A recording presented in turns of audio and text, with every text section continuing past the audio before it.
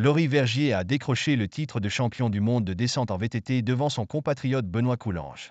Chez les dames, Myriam Nicole a pour sa part obtenu l'argent. Les mondiaux de VTT sourient à la France depuis ce vendredi. Suite au sacre de Jérôme Gilloux en VTT à assistance électrique et de Victor Koretsky en short-track ainsi que la médaille d'argent de Pauline Ferrand-Prévot, l'air d'Andorre semble toujours donner des ailes aux Bleus. Ce samedi en descente, Laurie Vergier a été le plus rapide et c'est une véritable sensation car il se voit remettre la couronne de champion du monde, 10 ans après son triomphe chez les juniors. Et pourtant, le natif de Cannes-sur-Mer n'était pas attendu à pareille fête.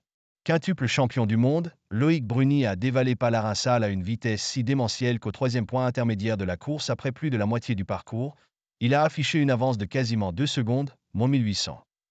Mais sa glissade dans un tournant lui a été fatale.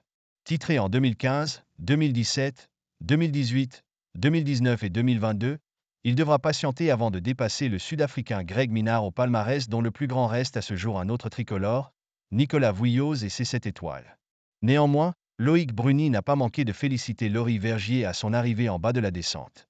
Et Benoît Coulange également.